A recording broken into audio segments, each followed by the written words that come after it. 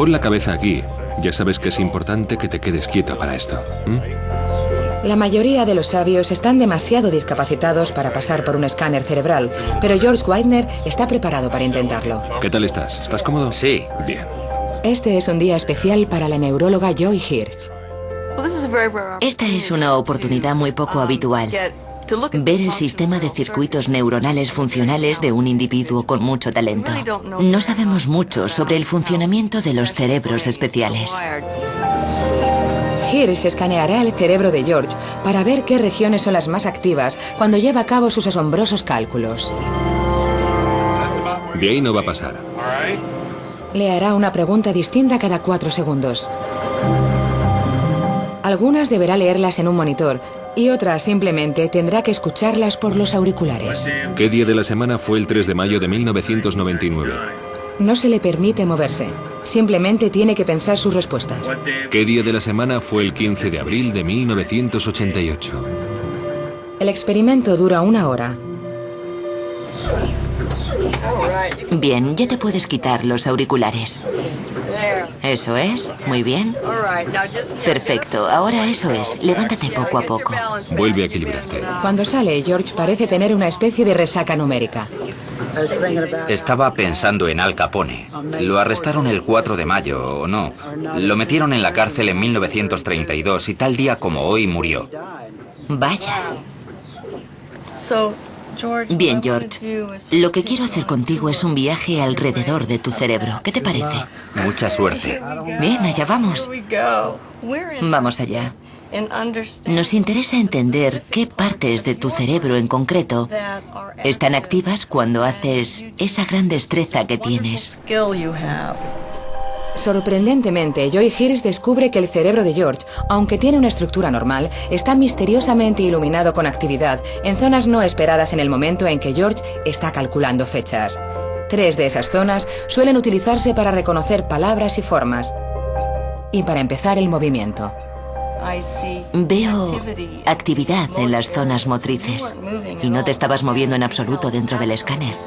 Has estado totalmente quieto y aún así, esas partes del cerebro están activas en los resultados del test, lo que sugiere que también estaban participando. ¿Por qué George utiliza las zonas motrices de su cerebro para hacer sus cuentas matemáticas? No queda del todo claro. El mapa indica que George tiene un cerebro con una estructura poco habitual, pero Hirsch necesita más pruebas antes de concluir que indudablemente funciona de forma distinta. No podemos establecer comparaciones porque si pasamos tú o yo por el escáner e intentamos hacer esos cálculos de calendario, simplemente no seremos capaces. Puesto que una persona cualquiera no puede hacer lo que hace George, Hirsch lleva a cabo una segunda prueba que puede hacer prácticamente cualquiera, con el fin de ver exactamente en qué punto es distinto su cerebro. Le pide que denomine unos objetos de la vida cotidiana. Esta vez Hirsch descubre algo extraordinario. Estas son las zonas del lenguaje y de la visión dentro del cerebro, las zonas que la mayoría de la gente utilizaría para describir los objetos cotidianos. Asombrosamente, el cerebro de George no muestra ninguna actividad en estas zonas. Tu forma de pensar utiliza una maquinaria distinta. Cuando estás haciendo cosas que nosotros también podemos hacer, por ejemplo, poner nombre a unos objetos, están utilizando un circuito neuronal distinto. ¿Cómo es posible que utilice una parte distinta del cerebro? Simplemente tienes una organización muy especial, o eso es lo que me parece a mí. Si los resultados de Hirsch sirven como indicativo, entonces es cierto que los sabios como George funcionan de una forma distinta. Pero su destacado descubrimiento formula una nueva pregunta. ¿Cómo es posible que los cerebros de los sabios tengan otro funcionamiento? Es posible que haya nacido con una organización atípica. Por otra parte, también podría ser que se trate de algo que haya desarrollado con el tiempo. Y ambas respuestas tienen que estar sujetas a una investigación científica. Algunos creen que los sabios como George nacen con estas destrezas tan sorprendentes.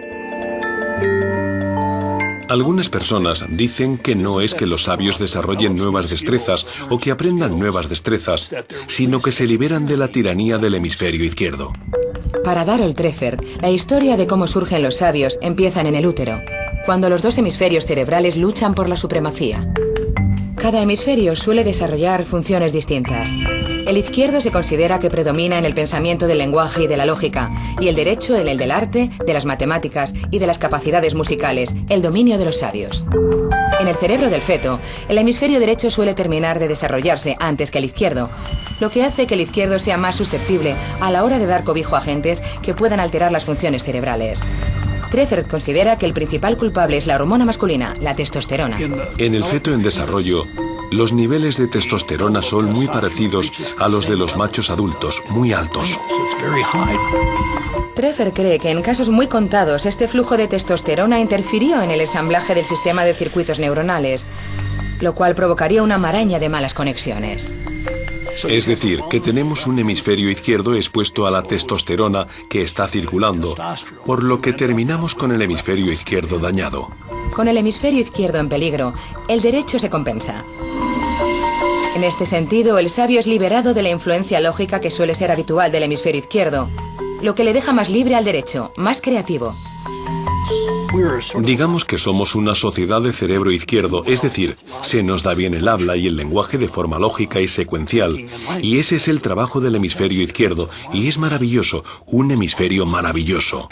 Pero no estoy criticándolo, sino diciendo que cuando éste se ve afectado, entonces vemos el trabajo del hemisferio derecho. Además de esta teoría, George posee otras destrezas poco comunes, asociadas con el hemisferio derecho. Es un artista excepcional. Tiene una apreciación especial del detalle y una capacidad de delineante para demostrarla. Veo formas geométricas. Las barras que forman el círculo están, digamos que en forma de caja, en una forma rectangular. Y dentro hay un cubo. Y el eje medirá unos 23 metros. Me fascina cómo las líneas salen radiando del centro. No sé por qué, pero eso me atrae. Entonces enviamos los dibujos de George a Australia para que los viera un hombre con un gusto especial por las gorras y que además es el rector del Centro Mental de la Universidad de Sydney, el profesor Alan Snyder.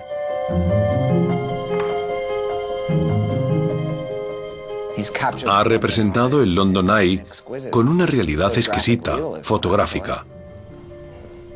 Lo más asombroso es la atención al detalle. Por ejemplo, los detalles que vemos aquí, se diría que es una atención obsesiva por el detalle, como una grabadora o como una cámara de fotos.